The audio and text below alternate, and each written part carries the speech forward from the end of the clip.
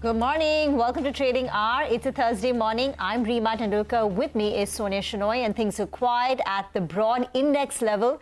The Nifty and the Sensex are just about holding up in the green, but there is some nervousness in the broader markets. So the mid and the small cap index is down close to about 0.7% at the day's low.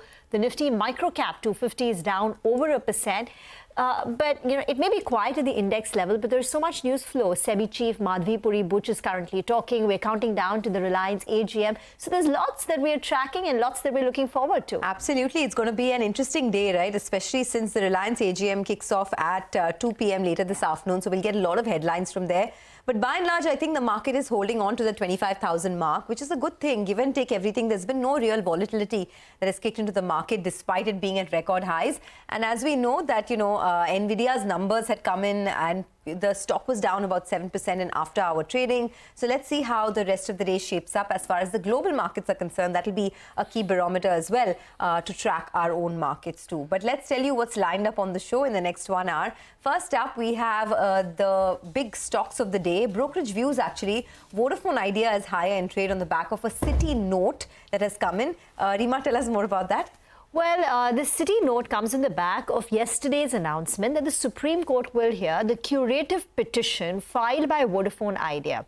Now, this curative petition deals with the AGR debt, the calculation, where, the companies had said that there are certain mathematical errors. So the AGR burden on Vodafone Idea is close to about 70,000 crore rupees. Vodafone Idea and even Bharti Airtel had contended that there are certain errors in the way it's been calculated. They, differ on the interest, the penalty amount. So therefore, they had appealed to the Supreme Court. The Supreme Court had struck it down. And then this was the final legal attempt, a curative petition. But there was a lot of uncertainty on whether the Supreme Court will even hear the curative petition. They don't always hear the curative petition. But now that they're hearing it, or that's tomorrow, the Supreme Court, it's seen as a big positive because it can potentially lift a big overhang on Vodafone Idea. As we said, the AGR dues amount to nearly 70,000 crore rupees. The street is hopeful that there will, it can come down. According to Citi, the benefit, if there is a favorable verdict, can be about 4 to 5 rupees per share, which is not currently in the fair value. So their fair value for Vodafone Idea is 22 rupees, but this base case does not assume a positive verdict on AGR. If it comes through, then we're talking about an upside of 4 to 5 rupees for Vodafone Idea to their base value of about 22 rupees. It's also positive for Indus Towers, and it will also be positive for Bharti Airtel, but the risk reward for Vodafone Idea is a lot higher. So that's the Citi note on Vodafone Idea, but tomorrow will be key. Okay, tomorrow will be key. So Vodafone Idea on our radar. But the other stocks that we're looking at this morning, one is PFC, the other one is REC. Both those stocks have been gaining after brokerage firm UBS has initiated a coverage on both the stocks with a buy rating. Abhishek joins in to give us more details on that report. Abhishek, over to you. Well, Sonia, as you mentioned, UBS has initiated coverage of Power Financiers. So they have initiated coverage on PFC with a buy recommendation, target price of 670 per share. They have initiated coverage on REC with a buy recommendation and a target price of 720 per share. Now, the target price do imply there is an upside of 25% for PFC and 17% for REC as from yesterday's closing price. UBS says that they view both these companies as financiers of high growth, renewable power generation as well as infra capex. So 20% of the total loans of these two companies are in renewables as well as infrastructure, which can rise to about 40% by FY29. So they say that the growth would be supplemented from government's distribution scheme. Resolution of legacy assets would be a tailwind in the near term.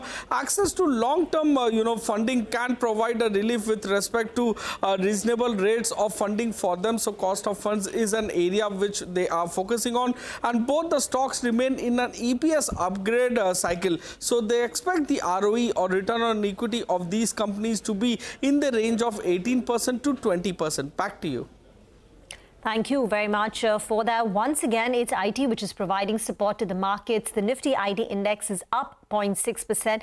This week itself, it's seen a gain of nearly 4%. And today, the big gainer is HCL Technology, 1.5% higher on HCLTech. This is after the company held their analyst day yesterday and reiterated a double-digit growth ambition over the medium term and industry leading too. So the street likes that confidence that the company has echoed in its analyst meet yesterday. But moving on to the other big story, the competition regulator has approved the merger between Reliance Industries and Disney India's media assets.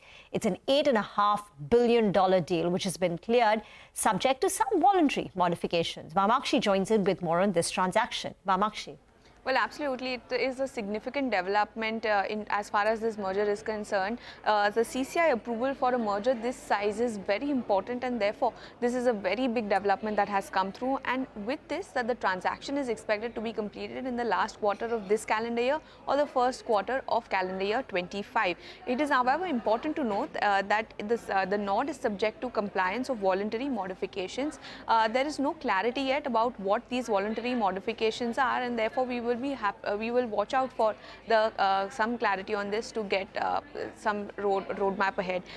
In fact, on a combined basis, this entity will be the #1 broadcast network. The entity would boast of 100+ TV channels and 2 streaming platforms, namely Disney Plus Hotstar and Jio Cinema. They will also own broadcasting rights for all major sporting events. So therefore, the company, that is the combined entity, will have a very dominant position, 35%+ share in TV viewership, 40 to 45% share in advertising, 85 to 90% share in sports genre, and a digital OTT market share of nearly 34%. Overall, this nod, like I said before, it's a very significant development, bodes well for both Reliance as well as TV18, and that is because both of these companies have a stake in the combined entity.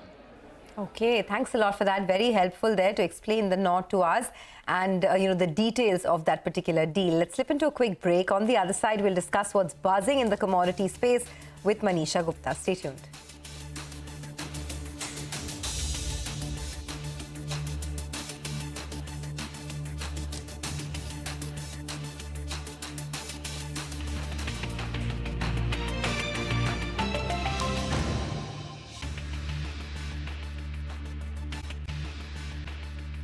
Welcome back to Trading Hour on CNBC-TV18. Still very quiet day for the market, the equity markets that is. So let's shift focus to the commodity space and try and understand what's happening there.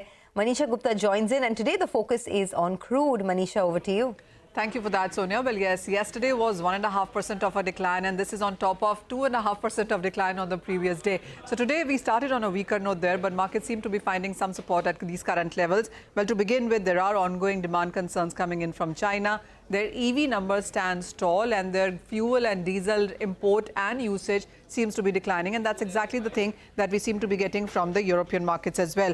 Also, when you look at the dollar index, that has gained at around 101. The markets have already factored in a Fed rate cut in the month of September. It only is about the quantum that the street really seems to be uncertain about, and that in turn is also weighing onto the prices there.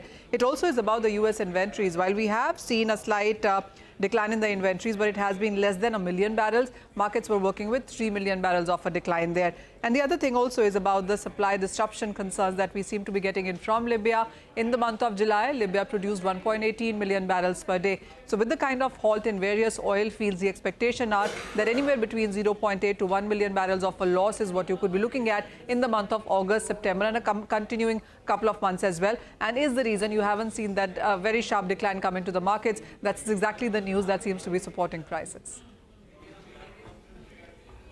Okay, Manisha, thanks a lot for that. Well, the mid-cap index is something that's under a bit of pressure right now, so don't lose sight of that. The index itself is down about 0.6%, and there are plenty of stocks actually that are facing a bit of heat right now, especially in the broader markets. However, on the flip side, if you look at some brokerage views and the impact on that, Paytm is up about 1% or so, as Jefferies has a hold call on that stock. So Paytm is a stock that's gaining a bit of traction, and as we told you earlier, it's the IT names as well that are holding up quite well this morning.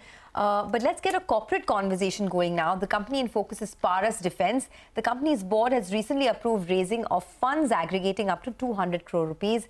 The DPIIT also granted an industrial license to the company to establish an industrial undertaking in Navi Mumbai. On August 14, Paras Defence Associate Company also bagged a 305 crore rupee order from L&T. So there's lots happening with the management. We have Amit Mahajan, the Director of Technical and R&D, that joins us now. Amit, thanks a lot for joining in. So this approval that you've got to raise funds, can you tell us by when do you plan to raise funds? What will the funds be used for? And what are we looking at in terms of a timeline? Good morning. Firstly, thank you for having me on the show. These funds we would like to raise, I don't know how the process works, but I guess as early as possible. And depending upon how the regulation and other things work. But these funds will be deployed for the upcoming projects. There are some very big opportunities in store for us, and we want to be ready to accept those opportunities.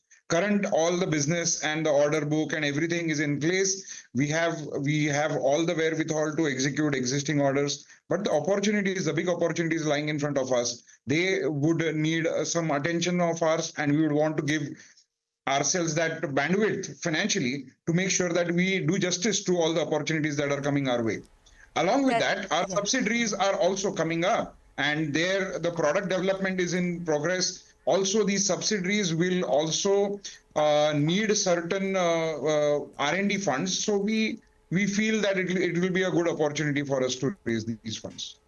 Okay, so when you say there are large opportunities in front of you and you're looking to get ready to sort of execute that or, service that as and when it comes through, can you tell us in which area are you looking at these opportunities? Is it largely in defense engineering? Is it in optics and optronics? I mean, just trying to understand, get some more clarity on the opportunities that you have in hand. So the opportunities, I would say they are in optics and optronic systems largely, because not only the space programs we are looking at to mushroom in a big way, where our optical and optronic systems would be catering to. At the same time, our joint venture with Contro Paras has also good sizable funnel which is coming up. This will always fall into an EOIR system, so optics and optronic systems again. And there, looking at the funnel, we want to be ready for what is in store. The first order is already with us, and we want to make sure that we capitalize on this momentum and we do good with this particular product line. Along with that, defense engineering, yes, it works well, but the cash flow and the working capital requirements with defense engineering are fairly manageable, and the company will be able to do good with it. Along with that, anti-drone systems is something which is investing a lot into product development right now. Those products, all that we are developing has immense amount of potential. So there are three things: one, the space programs; one, Paras anti-drone; and one, the new joint venture. So do you have a capex number in mind for which this QIP money will be deployed? We will be doing a very limited capex, about 15% of what we are trying to raise. Okay, so that's about it. Yeah. 30 crore of capex. So what will you use? So this balance money, that the 85% of the QIP amount, for these opportunities, how will you deploy it if not via capex? So there will be product development. Yeah. There will be product development, there will be working capital requirements, there will be general purpose requirements in terms of, a lot of investments we need to do to make sure that we are executing those particular orders. So all of this, it will be used for that. Okay. And how soon will you be, are you planning to conclude the QIP before the end of this calendar year? I'm hopeful. Hopeful. Okay, so you want to conclude the QIP before the end of the calendar year. Got that. Yes. Earlier, you had guided for a revenue growth of 30 to 40% in upcoming years, but your FY24 growth stands at just about 14%. Can you tell us for FY25, what is the realistic growth that you're looking at? And is it just optics and optronics, the core sector, that will continue to drive growth for you, both in FY25 and 26? So we would always want that optics and optronic systems would always lead. If you see the last year, it did not. And defense engineering led, because of which you could see the effect on the revenue as well as on the profitability. But you could see that snowball effect on the Q1. We are expecting Q2, Q3, Q4 to behave very predictable. And we are looking at it 25 to 35%. That's the figure I would always look at as a growth rate for the coming year.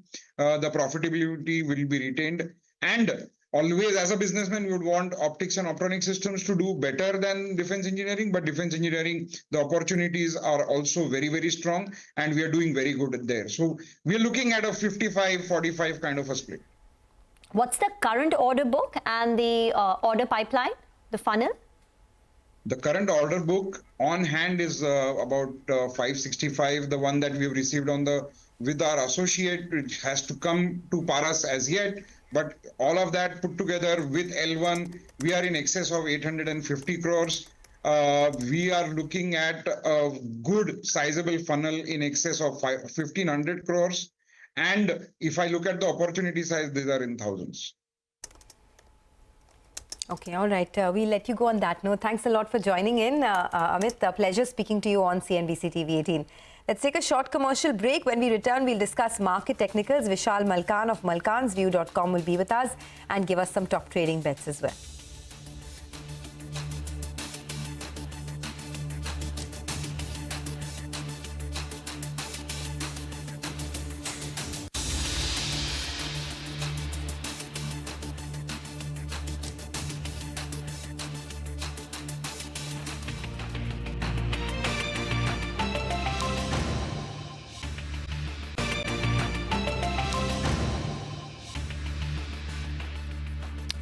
Welcome back. GSPL continues to gain ground. This is the fourth day when the stock has moved up on very large volumes, 5.5% today. This week it's seen a gain of about 24%.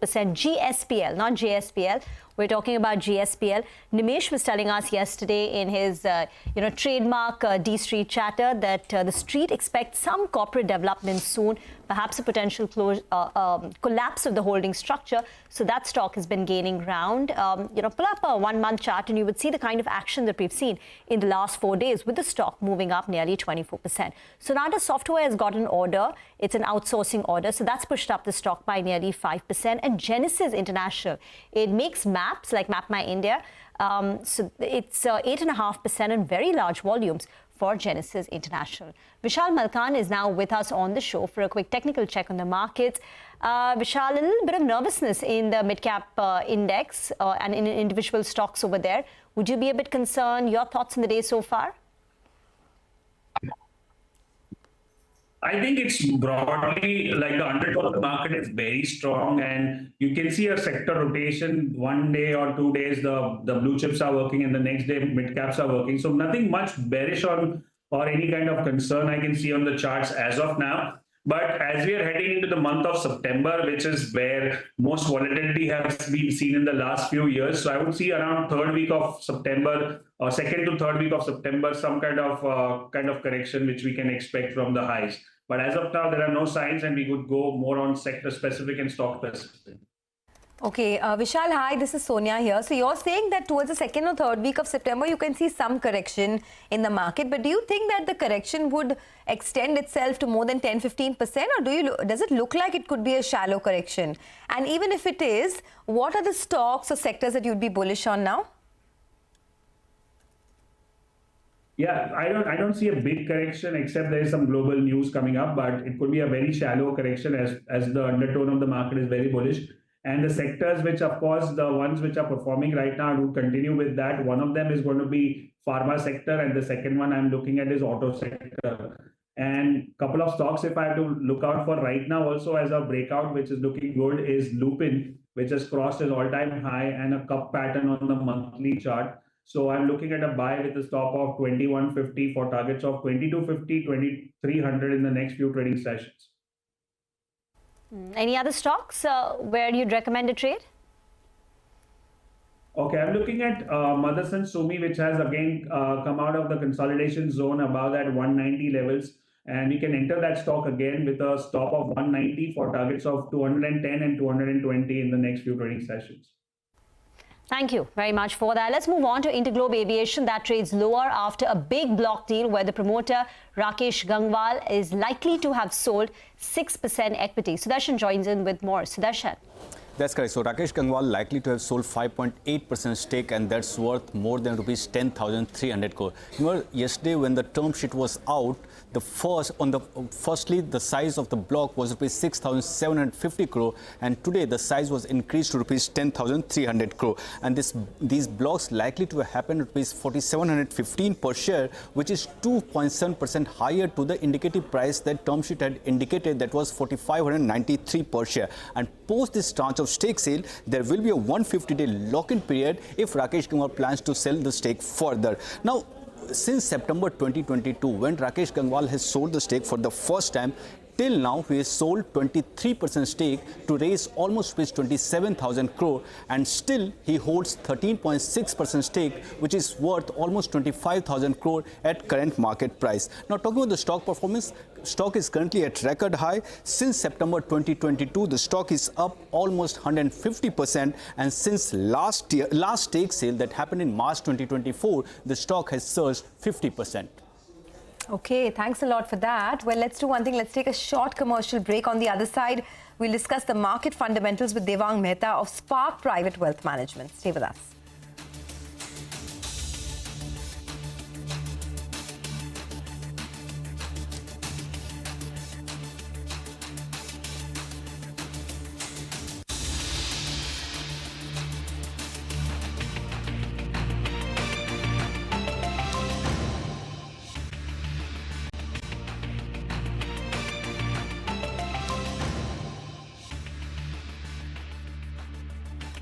Well, the market is still quiet. It's got a little bit of a green bias to it, but lots of stocks are sitting at fresh 52-week highs.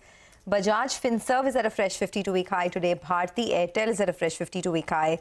You have something like, a Chola investment, which is at a fresh 52-week high as well. And of course, Bajaj Auto has been gaining a lot of ground. So these are some stocks that are looking pretty good. But Devang Mehta from Spark Private Wealth Management is joining in. Devang, thanks for joining in. This is a market where, I think everyone is anticipating a correction, right? But it hasn't come just yet. But as and when the correction kicks in, what are the sectors or stocks that would attract you now? Sonia, for having me on the show. It's always a pleasure to be on CNBC-TV18. Yes, I think let me start by saying that you said everybody is just waiting for a correction. And so I keep on repeating this, that more money has been lost in sometimes anticipating a correction than a correction itself, right? So most of the people who are just waiting on the sidelines just want to just come into the markets. But I think, yes, see the wall of worry that market has climbed over the last 7-8 months, be it global headwinds, be it the US interest rates, the behavior on the US interest rate side, geopolitical tensions, the unwinding of the yen carry trade, locally also, domestically also, we had two things. One, the election results and the budget. I think most of this came to the market and upset the market by a little bit. 4 to 5% correction, I think virtually we are seeing since the last 8-9 months. But it's not been the next big correction which everybody has been anticipating, and I don't think it will happen eventually, because there are macro tailwinds, there are micro tailwinds. Earnings have been generally good, and also the most important part, that liquidity from the domestic investors has also been extremely I can say robust. So the sense one gets here is, yes, if at all there is even a 3, 4, 5% correction on the markets and in the individual businesses that you like, I think one should keep focus on, and I again repeat this, capex oriented stocks. A lot of capex oriented. I don't mean the usual run of the mill, the L&T or the Siemens or the ABBS. These are some types of ideas that one can get into. But I think a deeper dive into this, you will find a lot of engineering related stocks. There are a lot of ER&D related stocks. A lot of companies which are into stamping and lamination,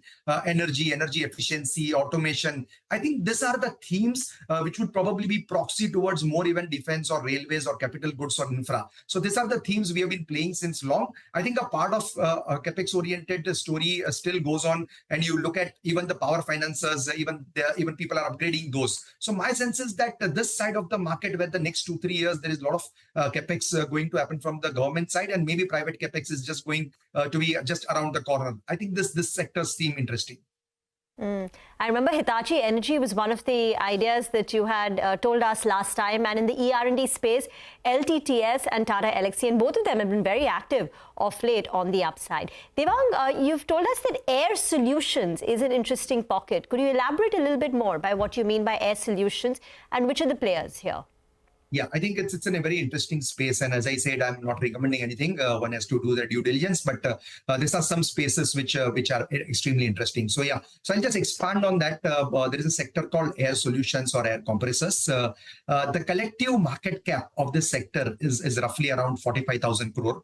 There are 3 listed entities over here. 2 entities have sort of got delisted in the past, Atlas Copco and Alpha Laval. But the 3 entities that are listed right now are LG Equipment, Kirloskar Pneumatic, and Ingersoll Rand. Now, if you just look at the blended ROEs of all these 3 businesses, ROEs are in excess of 20 to 23%. The ROEs of Ingersoll Rand itself is in excess of 40%. Most of these companies' revenues are growing at 16-17%, and EBITDA and PAT are growing in excess of 20%. The most important part is that the size of the opportunity or the pie is huge. The sector right now is valued at 45,000 crores of market cap, and we estimate this sector itself to be 4.5 lakh crore of market cap. So where the sector itself in the next 7-8 years can grow 8x, 10x, I think there are these businesses which are again sort of MNC type of heritage. This will also do extremely well. So we try to find the size of the opportunity, then we get into probably the market shares of the company, and then we look at whether we are able to generate stress-adjusted returns with a good night's sleep. So this is one sector where probably you can have multiple tailwinds. Okay. Any other stocks or sectors that stand out for you where one can look into, maybe not now, but if a correction kicks in? I think yes, one side of the market which we still like is being consumption, and that to organized retail. Now again, with a disclaimer that Trent has been one of our largest holdings, Trent and Titan both, and both these companies are going through good tailwinds.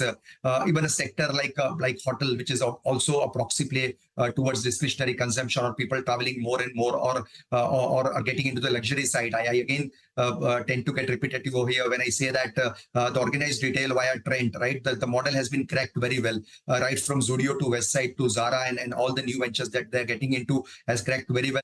Expanding into different categories. These are businesses on a correction. Yes, I know that most of these businesses have been on a tear. Even hotels as a sector, where the average room rates have sort of started to increase. 18,000 rupees is the average room rate for something like an EIH. Again, not recommending, but just stating the facts. The rooms are growing at a supply of 4-5%, and the demand is growing at 13-14%. I think with religious, spiritual tourism as well as inbound and outbound tourism growing, I think this is still to stay. So my sense is that yes, discretionary consumption as a sector, along with capex, which I discussed, these are 2 pockets of the market which will still keep on doing well on the back of earnings, on the back of robust revenue growth as well.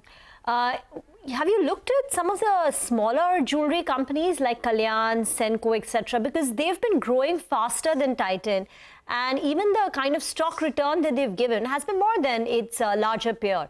So you would stick to Titan, or are you hunting for some of these mid and small cap stocks in the same space?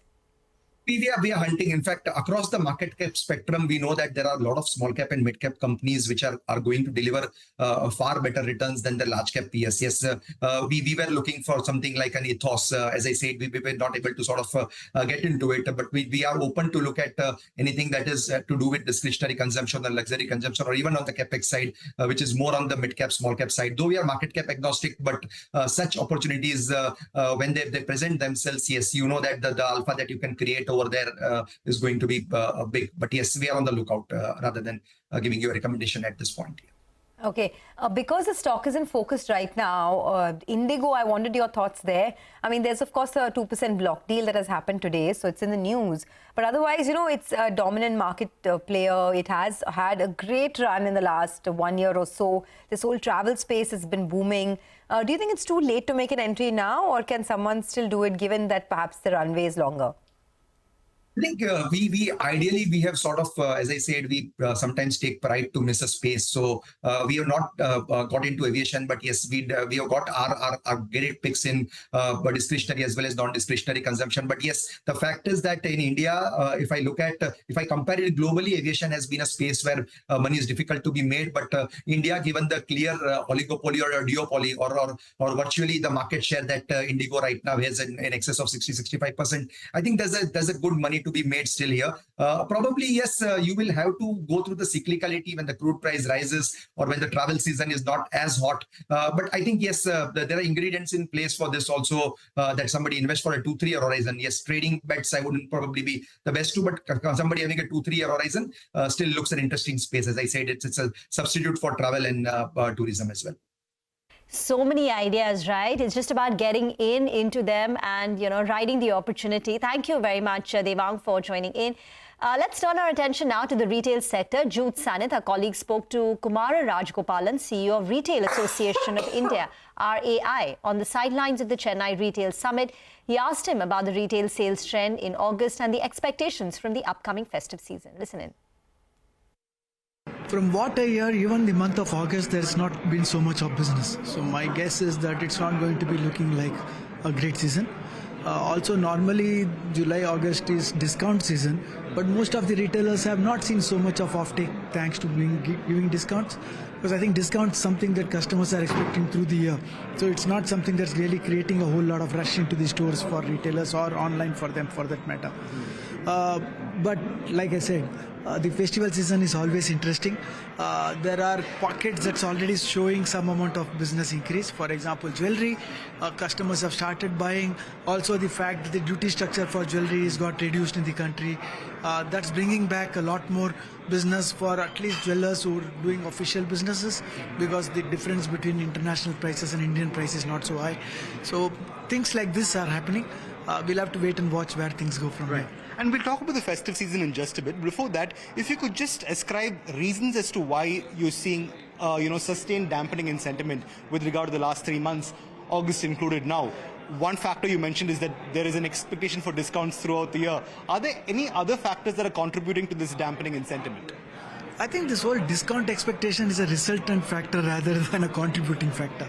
But the reality is that people in the bottom of the pyramid, the really lower middle class and below, have not been able to come in and shop enough after COVID.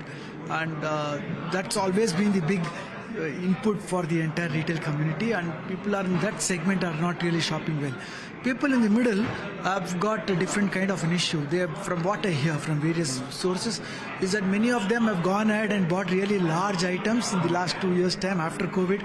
They bought large televisions, they bought large they bought very high expensive mobile phones, they bought houses, etc. And they are now facing the EMI issue for them in their pocket. So they are also kind of hesitating to look at least the discretionary part of their expenditure. As far as the rich are concerned, I don't think there has been any problems at all. That business is doing well for all our retailers, because wherever it's a high premium kind of an item, that's doing well. Some of the retailers who are offering value but stylized and innovation are also doing very well, because they are still giving something that customers are loving to go there and shop. Most of the retailers would like to feel optimistic, but I know that within their own businesses, they are trying to make sure that they can be frugal in the way they expand, they can be frugal in the way they buy products, and they can be more targeted about the amount of items that needs to be given to which customers. And I think that's where they're putting their money in. It's not promising to be a very great season, but I don't think it's going to go negative, and that by itself is a great thing for everybody. So would you have a guesstimate or an estimate in terms of what kind of growth we can expect this festive season when compared to last year? I would like a 7 to 10% growth. Of course, about 10% would be the most perfect for everybody, but I'm not so sure it will happen.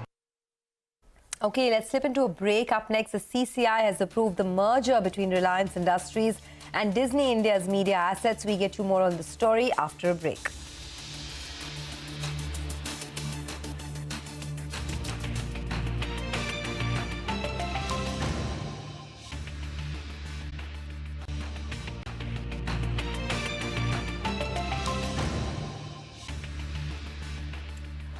Welcome back. To talk more about the Reliance Disney deal, we have with us Uday Sodhi, founder of Curate Digital Consulting, joining in.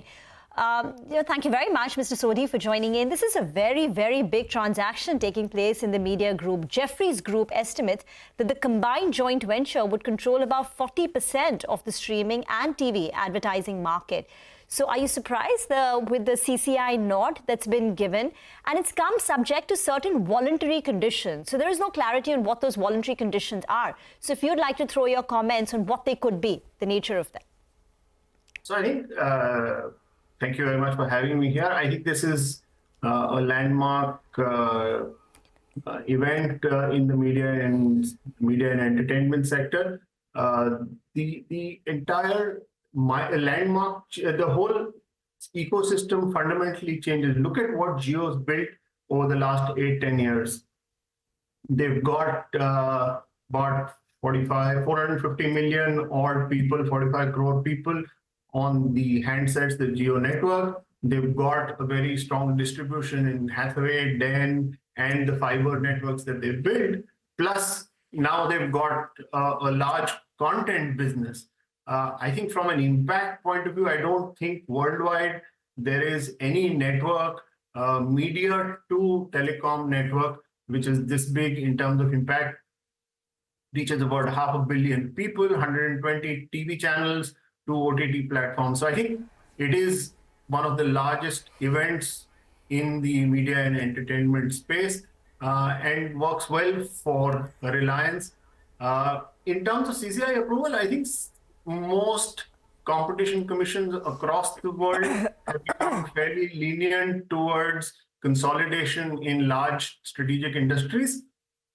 And I think CCI here has also taken a fairly lenient view on this merger. Voluntary changes, I think we'll have to see over a period of time what these changes are in terms of how Reliance looks at changes in terms of impact. I think the real impact is going to be on sports rights, but we'll see how that plays out.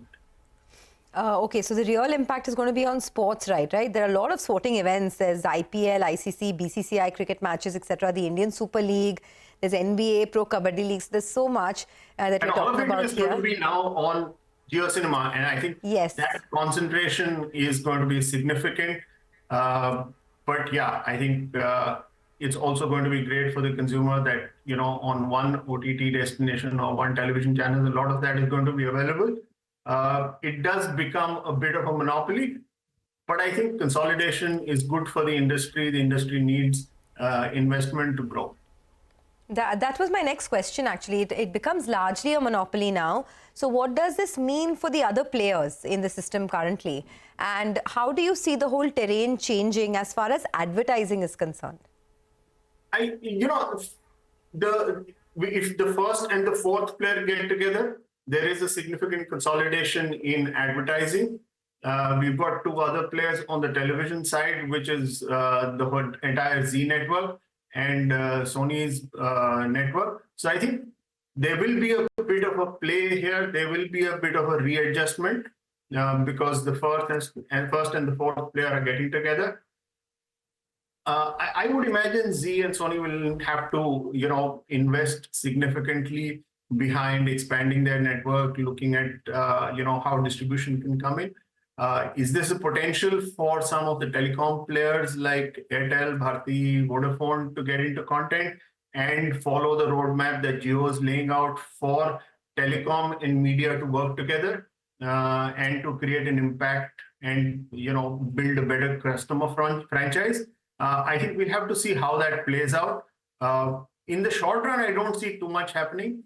The real impact will come once the large cricket properties and the pricing on the cricket properties plays out. We'll see in the IPL this time how things change. Mr. Sodhi, you use the word monopoly. And monopoly also comes with pricing power. So given the dominant share of this combined entity, particularly in sports, do you think that as a part of the voluntary conditions, price freeze could be one of them to cap, any sort of unreasonable price increases? Where do you stand on that? So I think under the, I don't think the government is going to price things under the overall regime. There is channel pricing that happens on television. there is a cap on channel pricing and how much you can price. I don't think that's going to change significantly. NTO regimes have been around for a while, which restrict too much pricing. So I don't see that happening. I think the digital part will be able to price it a little better. They've been running free.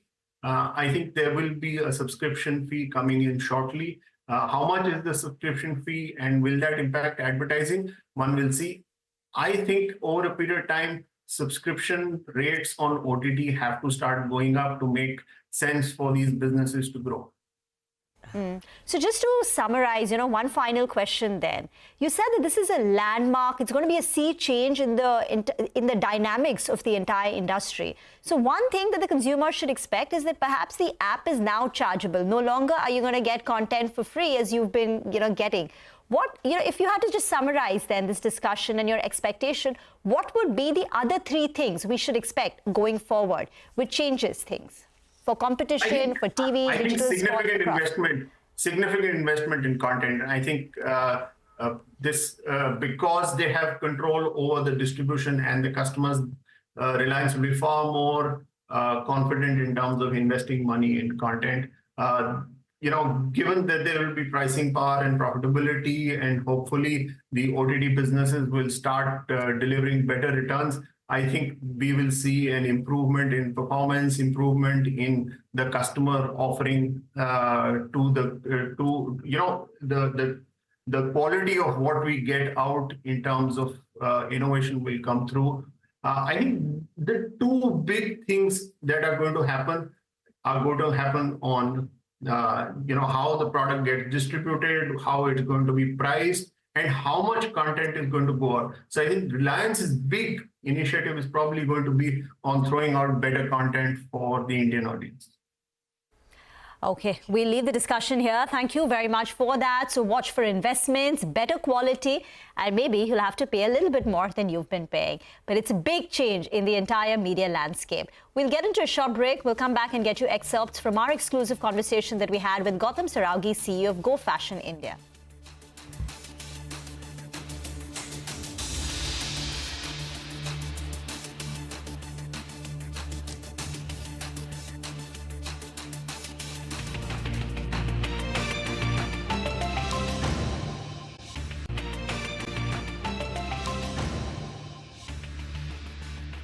Welcome back to Trading Hour on CNBC-TV18. Well, for now, the market is very quiet, but the mid-cap index is the one that is a tad bit under pressure. So while the Nifty is not doing much, it's the mid-cap index that's selling off. So I think that's the place you've got to be a little careful right now. If you look at individual stocks as well, a lot of these infrastructure power names are coming in for some pressure. IRB Infra, Suzlon, Ola Electric, by the way, is down almost about 2% back at 123. You have Bajaj Hindustan that's down. A couple of others. Zomato is coming in for some profit taking today. Vedanta, IEX, IDFC First Bank. So there's plenty of stocks actually that are under a bit of pressure. But let's get you an exclusive. Expansion is on track for FY25 and will open over 100 stores this fiscal, says Gautam Saraogi, the CEO of Go Fashion. Speaking to CNBC-TV18's Jude Saneth, he also said that the year-on-year revenue is expected to grow by 15 to 20%. Listen in. Our expansion strategy is going very well. So we've always delivered 100 plus stores every year, and this year also we are target to deliver about 100 plus stores. We've also as a brand started to move up more towards qualitative signings and qualitative store openings, because I think the better store you open, the better it's on the revenue number. So we are very careful of what we open, but our target has always been to launch more than 120 stores, and this year also we are on course to do that. Right. And henceforth, in terms of store launches itself, do you see consistent growth, or do you see some sort of plateauing or stabilizing in terms of the number of stores you launch? No. I think, look, the landscape in India for expansion is huge. We are at about 700 plus stores, and we feel that we can take this number much beyond 1,000 or much beyond 1,200 as well. So I think from an expansion perspective, we don't see any limitation. So on a year-on-year basis, we see ourselves growing at about 15 to 20%, which will be a combination of new store expansion and same-store sales. But year-on-year, do you feel we can expect better festive returns when compared to the previous year? It's a little hard to comment right now, but I think it will be similar trends to last year. Okay, all right. Moving forward, which segments do you see the most promise and the most demand in, even as this environment is upon us? Are there certain segments that you're focusing on to actually go about, with the hope that it will deliver better than the rest? No, see, I mean, look, all three segments are doing fairly well. If you take the premium segment, if you take the mass premium, and if you take the mass segment, all these three segments are doing very well. We at Go Colors are operating in the mass premium segment, and we have seen amazing traction over the years, and even this year, though SSGs has been flat, but at an overall company level, we've seen good traction at the mass premium level. So we continue seeing ourselves operate in this place. Last question before I let you go, and I ask you this because so many retailers are talking about it, the big consumption problem. You are seeing a lot of challenges to consumption by and large as far as the retail sector is concerned. Some say it's because the taxpayer isn't seeing in much relief. There is a lot of, overheads bearing on the actual consumer itself. What, according to you, is the problem, and what must be tackled to actually go about improving consumption in the near to medium term? See, I think definitely the rising prices, the inflation has a lot to do with the retail consumption. But I think, look, these things goes through their own episodes. I think even if I rewind 4-5 years back, there was a slump in retail and then it picked up. So I think this downside of retail, what is happening, the slowdown also is happening, will slowly and steadily keep changing and become positive. See, it's not going to overnight happen over one quarter. Over 4-5 quarters, you'll see the slight change, and then you'll see things coming back to normalcy. So do you foresee a timeline for this inflection point to happen, given where we are right now? I think, look, Q2, we have seen some change. We'll have to see the consistency of this change. Maybe Q3 is better. So over the next 4-5 quarters, I would definitely think things will come back to normalcy. Okay, with that, it's a wrap on Trading Hour from the entire team that put the show together. Thank you very much for watching.